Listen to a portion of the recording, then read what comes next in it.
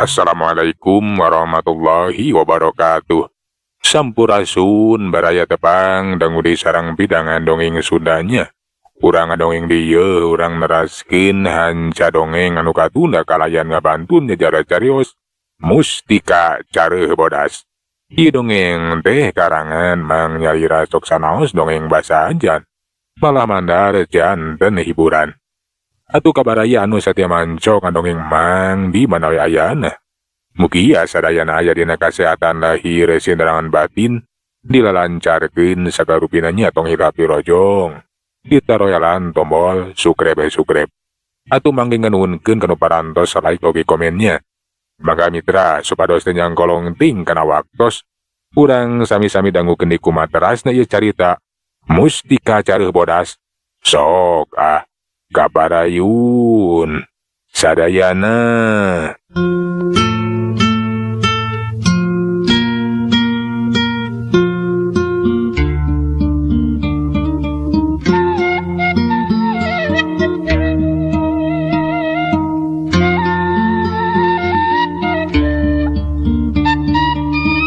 Nuhun ujang tetela nya kuring teh unggul harta banda geus mulang deui pamajikan geus kapimilik deui nya ujang teh bener-bener geus nyalametkeun kuring.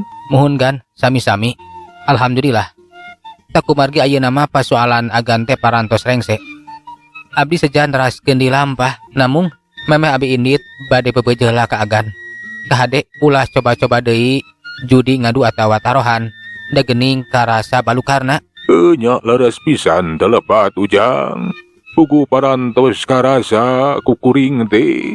Sumuhun judi teh pakaian setan tungtungna mata kaduhung kari-kari geus kasiksa harta banda geus beak rumah tangga paburantak kakara datangna sadar tapi kadungah kadongdora ari geus cilaka mah jadi ulah malengpeng pakel kumunding pamohalan hirup beunghar tina tarohan hirup sugih tina judi nu aya mah matak cilaka matak sangsara balangsak sagala beak banda sasampiran harta gagaduhan kudu bisa mawana sing matak jadi manfaat sakitu kan. Nuhun ujang katampi rumaos kuring teh salah geus katalanjuran kacanduan temahna mata kecilaka ayeuna mah kuring teh sadar geus karasa sagala rupana. Meureunan lamun teu ditulungan ku sisi ujang mah nya kuring teh bakal geloe edan salilana. Amit-amit palias teuing ulah arek kapanggih deui ulah arek katincak deui lalakon anu geus karandapan teh. Sumuhun gan urang kedah muji syukur ka Gusti anu Maha Suci agan teh masih kena dipaparin kasempetan saya ari agan parantos sadar mah dina kahirupan manusia mah kumaha pepelakan lamun melak hade bakal hade melak pagawean goreng bakal goreng.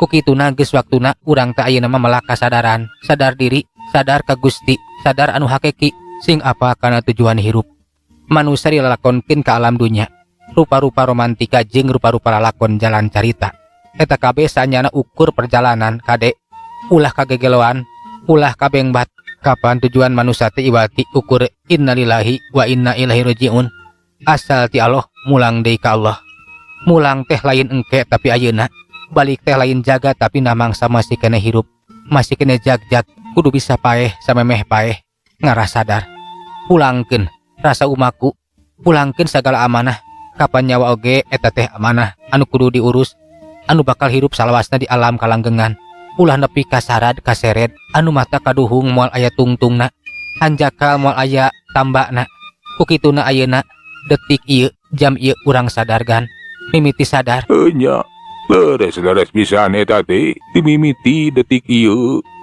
nya kuring teh arek sadar sejak babali kepikir. nya mohon sae manusia teh kapanan sarua pada dibere hirup dibere akal tapi saeutik anu dibere sadar contona kabeh manusia bakal paeh di dunya taya anu langgeng eta teh mangrupakeun kanyataan tapi kalobaan jelema teh hanteu sadar asa arek hirup salilana jiga arek megar wae pun kitu deui kapan kanyataan manusia malah haula teu daya teu upaya iwati ku kersana nu maha kawasa sagala oge kapan eta teh amanah ukur titipan tapi sok rajin di aku nyaeta ku ego atawa ku hawa nafsu. Eta teh mangrupa hijab kapan sakawa maka pungkur. Si nafsu waktos ngahadap laju ditaros. Man ana wa man anta, dawuh Allah. Saha kuring, saha maneh. Eta si nafsu mah kalah kanembalan teh kieu. Ana wa ana, anta wa anta, kuring mah kuring, anjeun mah anjeun. Ngadangu eta walaran, si nafsu teh digodog di neraka jahim. Lamina teh nyata 100 tahun. Saparantos digodog di eta neraka jahim lamina 100 tahun, lajeng si nafsu teh diangkat, dijahit, teras ditaros. Barang ditaros di teh, tetela jawaban teh sami.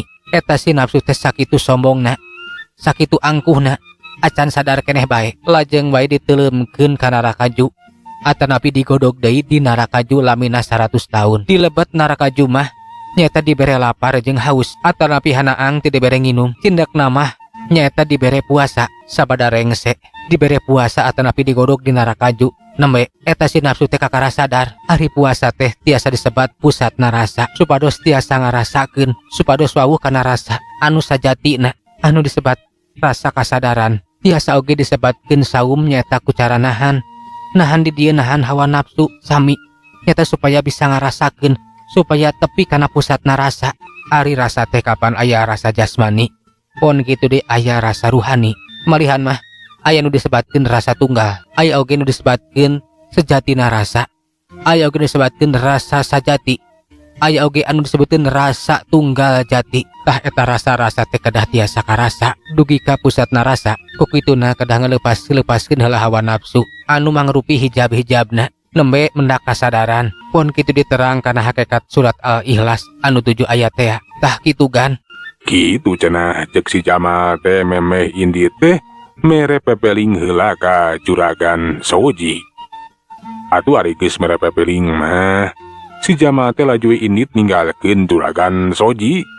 Han teu bisa dicanet dan Soji jeung Mang Untung teh ukur molohok we bari merhatikeun si Jamal anu geus jauh ninggalkeun eta patempatan. Anjakal eta jang Jamal teh teu bisa dicanet.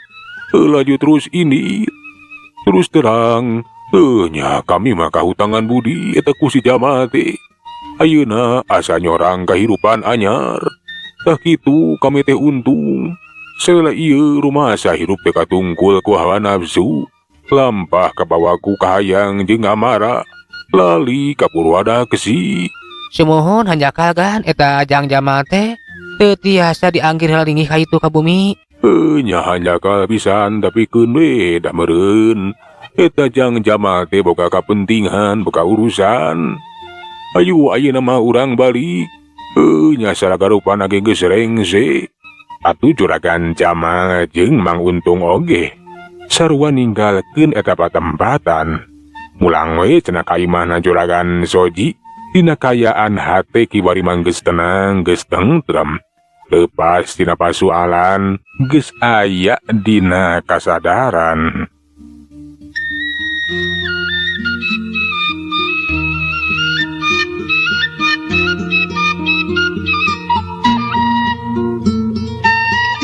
Caturkeun deui aya nama si Jamal anu kebat lumambah ninggalkeun eta patempatan. Kiwari teh geus leumpang ngajauhan, malahan mah keur jongjon we leumpang di jalan satapak. Si Jamal teh ieu sadar lamun dihareup teh nyata di lepah rungkun aya 4 pasang panon anu keur merhatikeun. Ari anu eta keur merhatikeun teh tayalian di anggota Karabaskara. Nyata si Anjana jeung si Anjani, si Kemara di Gunung Mayit. Anu kabeneran manehna teh ngambah ka eta patempatan basa keur jongjon maneh teh leumpang. Nampo ti kajauhan aya saurang cacaka anu keur leumpang ngungkuk. Teteh geuning cenah eta teh si Jamal anu keur di teanganna. Laju we eta si Anjana jeung si Anjani teh nyalingker nyumputna jero rungkun bari merhatikeun ka si Jamal. Masalah Kang, eta jigana nu ngaran si Jamal teh anu keur diteteangan ku urang teh. Nya Jani, sakumaha pituduh ti Kirang Gading. Masalah eta jelemana nu ngaran si Jamal teh. Ayo Kang, urang tewak. Ki heula nyai ulah rusuhan. Keun, ku akang urang bongohan. Jeung si Anjana kituna teh bari kaluar we teh jero rungkun leumpang malibir ka gireun si Jamal. Si Jamal anu leumpangna ngungkuk tungkul we. teu merhatikeun kaayaan. Barang keur jongjon leumpang teu kanyahoan. Aya anu ngagapluk. Puguh we atuh si Jamal teh mah nireuwas nanaon cenah kawas aya anu maledog. Najan henteu keuna kana awak oge tapi mata kreuwas ngagapluk ka hareupeun si Jamal. Basa ditempoan teteh geuning eueuh nanaon ukur ngagoler we aya tulang. Nah naon ngagepluk teh? Hah, piraku ieu tulang mah? Nya ieu mah tulang nanaon ya? Aya geuning ieu tulang teh kawas tulang ramo jelema. Si Jamal teh mah kaget lantaran di hareupeun teh geuning cenah tulang teh lain tulang sasatoan tapi marupakeun tulang jelema. Tulang ramo leungeun we anu katempo ngagoler. Si Jamal teh beuki kaget basa manehna arek ngalengkahkeun sukuna. Dak rumadak sukuna teh ngadadak gejed dilengkahkeun mani berat. Aya, nah kunaon ieu suku aing? Ngadadak berat kawas aing nalian ya. Dina kayaan kaget teu kanyahoan. Aya dua ciri manu pating corelat caragadeg nangtung di hareupeun si Jamal. Sapasang awewe jeung lalaki bari make kongkorong tina tulang taleng jalma we. Perhijeung nu awewe mah harita mawa iteuk. Ari eta iteukna teh teu ilahar atuh. Lantaran iteukna teh dibebandulan ku tangkora kejal mah. Puguh we atuh namahan kakaget pikeun si Jamal. Nah saha cenah eta dua urang jalma teh. Boa-boa kayaan dirina teh aya hubunganna jeung eta dua urang jalma. Si Jamal anu panasaran laju pok tumanya. Nah saha anjeun duaan teh? Bet ngahalangan jalan. Kuring Anjana, tah ieu adik kuring Anjani. Kuring si kembar di Gunung Mayit. Nah bener. Ngaran maneh teh Jamal. Nya, ngaran kuring mah Jamal. Jadi maraneh duaan teh Anjana jeung Anjani. Nya kuring duaan teh Anjana jeung Anjani. Nah arek naon atuh? Naon maksudna bet ngahadang ngahalangan jalan? Kuring duaan teh arek nyangkalak maneh, Jamal. Maneh teh kudu kabawa deuleu. Arek dipasrahkeun ka Kirangga Gading. Kirangga Gading?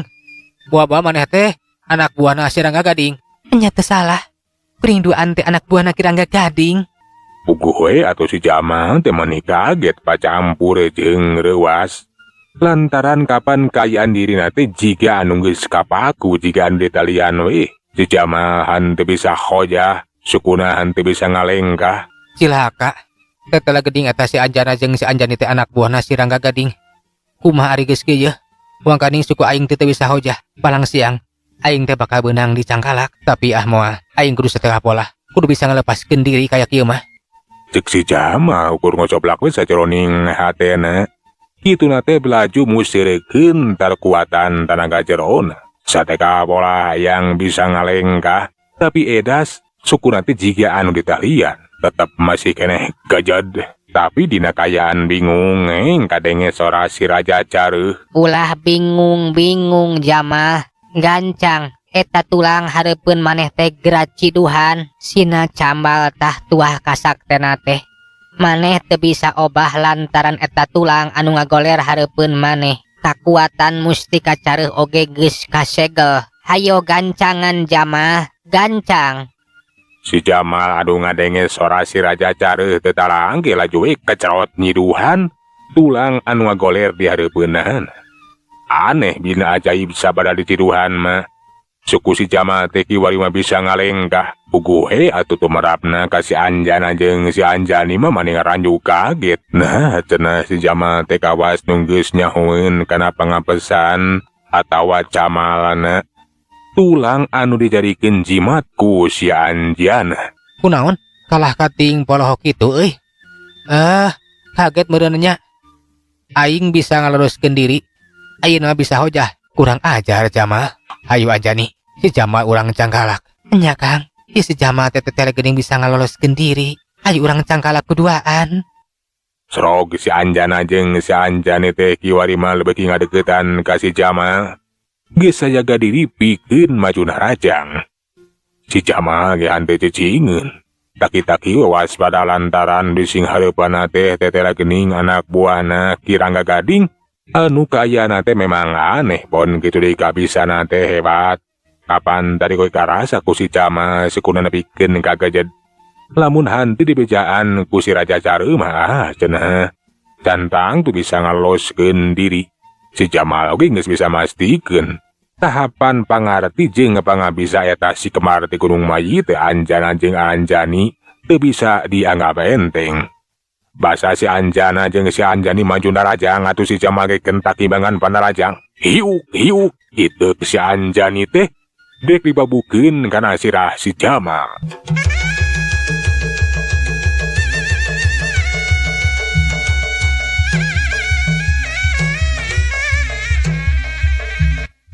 Lep si Jamal teh ngalaok plos atuh eta hideuk tangkorak teh ukur nyamos ngaliwatan sirah si Jamal. Ngan bae anu matak aneh sanajan ukur ngaliwat.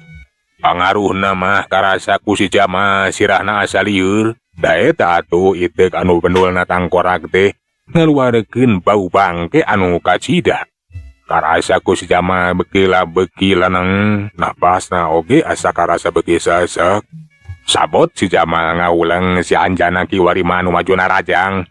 Dampal syukur teh arek ngacecek kana teh ada si Jamal. Untung we si Jamal teh gentak manehna teh ngakiwar ngalegotkeun awakna ka gigi replos. Atuh dampal syukur teh ukur nyamos kana tempat kosong. Si Jamal kakara oge harita manehna nyingkaan panerajang si Anjana. Hideuk si Anjani teh geus arek dihapabukeun deui kana sirah. Bugohe atau si Jamal teh mani reuwas.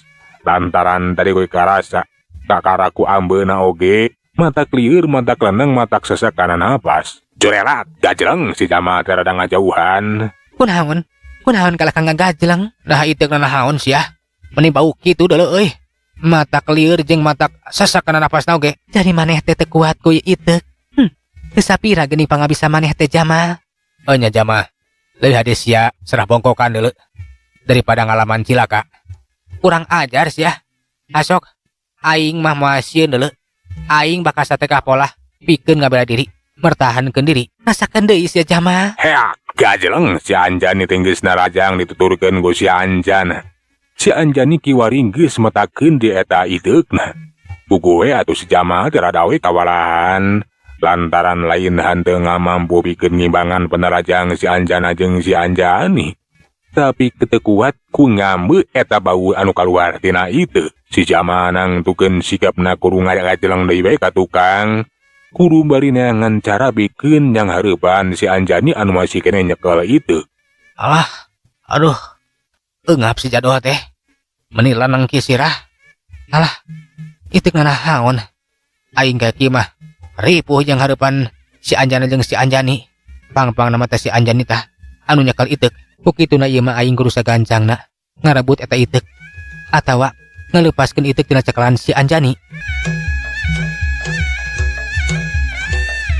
Suruntul si Jamal teh ngagunakeun jurus seruduk kelandak.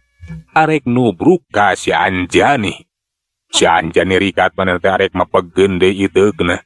Rek dibabukeun we cenah kana babato ke si Jamal. Anu katingali nyuruduk ka manehanana. Ngan orok kahaya. Eta gerakan si Jamal teh ukur tipuan. Basa iteuk arekeuna kana sirah si Jamal. Sakilat iteuk teh ditewak barejeung lampaleungeun si Jamal teh ngepet kana puhuleungeun si Anjani. Tangaranan kepret jareuh ngibing teh atuh. Jeprot! Goceak! Si Anjani ngoceak bari iteukna teh kiwari manggeus aya dina cekalan si Jamal. Kurang ajar sia. Tadi keur eta iteuk aing deuleu. Teu bisa. Ye iteuk teh kiwari geus aya dina cekalan kuring. Rasakeun deuleu euy. Iteuk nu kiwari geus aya dina cekalan si Jamal teh laju dipake narajang. Puguwe atuh si Anjani teh mani reuwas. Lantaran geus nyaho kana kahebatan eta iteuk. Sok sanajan lamun dicekal ku si Jamal mah moal ngaluarkeun bau anu sakacida mabakana. Ngan bae lamun seukeuna teh eta ieu kana awak moal teh langsung pencara tuh. Basa ieu dibabukeun ka si Anjani kendak si Anjani teh ngagajleng mundur ka tukang. Jorelat si Anjana kiwari mah anu ngagajleng. Dirituna mah arek ngabongohan ka si Jamal. Ngan orok kahaya si Jamal oge henteu cileureun atuh. Basa beureup ngahiuk pangbaraan laju we ku si Jamal teh dikiwarekeun plos beureup bisa disingkahan. Si Jamal nu kiwari geus nyekel ieu Laju we eta itek teh dipake narajang ka si Anjana. Puguh we atuh si Anjana ge manis soak. Kangarana ni tarajang make itek si Anjani mah lain laworakeuneun lamun sekeuna teh mata kabahayakeun. Gentak atuh ngagajeleng plos. Sameran itek teh nyamus ukur ngakan tempat kosong. Sakedapan mabawa si Anjana pon kitu si Anjani hanteu waka maju narajang. Malahan makawas anu undur-unduran we da inggis atuh kabeunangan ku tenggeulan atawa babukan eta itek. Kumaha ari geus kieu Kang? Itek teh geus ngarebut ku musuh. Nya, cilaka. Itek kieu wari geus aya dan cakalan si Jamal. Urang teu bisa gagabah. Lamun urang nepikeun ka telat teh nyingkahan panarajang. Urang anu cilaka. Kunaon euy? Kalah ka pating harewos kitu asok sia maju, tapi lamun maraneh hanteu daek maju wah. Keun, ayeuna mah bagian kuring anu narajang. Seak gajleng kieu wari man si Jamal miheulan narajang. Itekna teh kieu wari dipuihkeun. Malahan marek dibabukeun we ka si Anjana jeung si Anjani. Jeleng. Si Anjana jeung si Anjani teh rikat manehna ngakiwar bari ngajauhan deui we. Puguh we atuh si Jamal teh ningali musuhna tarungna kawas anu geus sieun. Beuki we ayeuna mah ngarasa percaya diri lantaran pasti cenah eta nu duaan teh embung kakeunaan ku eta itek tangkorak. Si Jamal ge panasaran. Nah, cenah jika nu sieun ku eta itek teh. Nah kunaon si Anjana jeung si Anjani teh? Jika anu sawakeun ku ieu itek. Buah-buah teu kuat ngambe bau tina ieu itek itu. Tapi da geuning basa geus dicekal ku aing mah. Ieu itek teh hanteu ngaluarkeun bau. Nya jika nama sieun kabeunangan ku ieu itek. Cikan-cikan. Urang cobaan tuh. Aya tangkal kai. Urang babukeun. Si Jamal lagi jadi penasaran lah cuy ngagajeleng ngadeukeutan tangkal kai geus kitu mah eta itek tangkorak teh ditenggelekeun atau dibabukeun kana dahan tangkal kai hiuk balatuk. Dorok-dok tangkal kai teh nepikeun ka peunggas bari jeung teu ieu. Tangkal kai teh ngadadak kahuruku seuneu we maning habebelah. Ayeuna mah si Jamal teh ngaharti atuh tetela geuning cenah eta itek tangkorak teh sakitu hebatna. Mun sekenakan awak jelema teh tang teu moal teu ancur atuh kahuruku seuneu kawas tangkal kai. Si Jamal haritat pok teh carita ditujukeun ka si Anjana jeung si Anjani. Paingan atuh sia teh kalah ka undur-unduran da meureunan sieun ku itek sorangan. Gancang pasrahkeun eta itek teh ka aing deuleu Jamal. Kapan lain nu manes ya? Moal sia. Moal arek dibikeun deui ka maneh. Lantaran ieu itek lamun dicekal ku maneh teh pasti bakal ngabahayakeun euy. Jeung deui matak aneh. Ieu itek lamun dicekal ku maneh mah bisa ngaluarkeun bau bangke anu kacida. Bener-bener itek anu aneh. Sok teh sia bisa mah. Rebut ieu itek teh yeuh. Kurang ajar Jamal. Tahan Nyai. Urang ulah gagabah. Kapan ayeuna teh si Jamal geus nyekel eta itek. Ngabahayakeun pikeun kasalamatan urang. Nya Kang. Tapi eta itek teh kada sagancangna direbut. Urang ajar ta si Jamal teh. Ayo urang babarengan. Ngan kade Nyai. Ulah gagabah. Urang teh kudu silih tutupan inget. Di antara urang teh kapan teu bisa dipisahkeun. Ayo ayeuna mah urang maju babarengan. Ngan bae urang teh kudu pilihkeun ti. Ulah nepikeun ka urang teh kabeunangan babarengan. Sakitu Nyai. Ayo tuturkeun akang. Cek si Anjana bari miheulaan maju dina rajang ka si Jamal. Derelat kieu jeleng. Kiwari mah si Anjana teh anu miheulaan narajang. Sedengkeun si Anjani nuturkeun satukangeunana. Basa eta itek tangkorakeun kana awak si Anjana. Si Anjana teh nepikeun ka ngusak atuh paeh saharita. Tapi si Anjani teh hanteu cicingin lain males narajang ka si Jamal, tapi ngalengkahan awak lanjeukna. Sabada dilengkahan ku si Anjani mah celegedeg dewe si Anjana teh nangtung. Teu sakara-kara dina kayaan geus hirup deui. Puguh we atuh kiwari mah si Jamal anu molohok kaget. Tetela geuning cenah kahebatan si Anjana jeung si Anjani teh sakitu hebatna. Si Anjana anu geus ajal binasa teh bisa hirup deui lantaran dilengkahan ku adina. Dan nah ilmu naon? Si Anjana anu geus paeh teh bisa hirup deui lantaran ukur ku dilengkahan. Aing kudu waspada kaya kieu mah yeuh. Asok Jamal. Paehan deui aing deuleu. Asok. Paehan deuleu. Si Jamal gentak kiwari tengah gajeleng dari bari nghambatkeun itekna. ngan oro kaya kiwari mah ditada ku Nyi Anjani. Barang itu are kena kasih Anjana teh atuh jadi kena kasih Anjani kabro kena pisan kana sirah rumpuyuk. Nyi Anjani teh ngarumpuyuk kawas kabuk geus ajal binasa ngan sakilat. Si Anjana ngagajeleng ngalengkahan celagadeg atuh Nyi Anjani teh kiwari manang tung deui we hirup deui jika lanceukna. Si Jama anu ngarasa heran ku kayaan si Anjana jeung si Anjani mikir teh lasana satungtung eta si Kemar teh narajang babarengan bari jeung silih tutupan. Tang tu kayana teh bakal hese pisan pikeun dirubuhkeunana. Bisa-bisa manehna anu beakeun tanaga. Atuh si Jama teh sadar kana kayaan laju musirikeun sakabeh tanaga jerona. Bari musirikeun kakuatan mustika cara disalurkeun we kana eta ieu. Geus kitu mah ieu teh laju dibabukeun deui ka si Anjana atawa si Anjani. Barang ieu keuna ka si Anjana, kiwari mah eta ieu teh bisa ngancurkeun awak si Anjana bikeun ka ancur lebur. Puguh we atuh si Anjani teh leungiteun nu jadi lanceukna. Geus henteu bisa disilengkahan ayeuna mah lantaran awak si Anjana teh geus hancur bubuk jadi lebu. Kang Anjana. Asuk sia. Lancik maneh kiwari mah geus leungit deuleu. Kapaksa kudu dikojoran. Asok ayeuna rek kumaha maneh teh? Kurang ajar sia Jama. Daripada aing hirup oge. Keur naon leuwih hade paeh. Ceuk Nyi Anjani bari laju ngagajleng narajang ka si Jamal. Tapi si Jamal teh boga niat ngabinasa. Atuh eta si Anjani teh ukur dirubuhkeun we. Ditayong satarikna hiuk jabrod bangkieung keberu. Nyi Anjani teh kiwari mah namru geus teu bisa udang deui. Nyi Anjani ukur gegeroan we payahan cenah aing payahan. Tapi ku si Jamal teh diantepkeun we.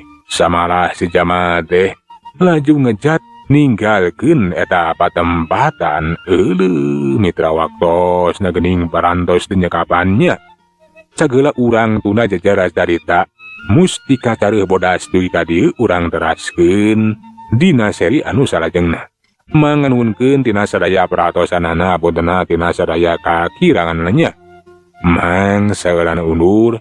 Assalamualaikum warahmatullahi wabarakatuh.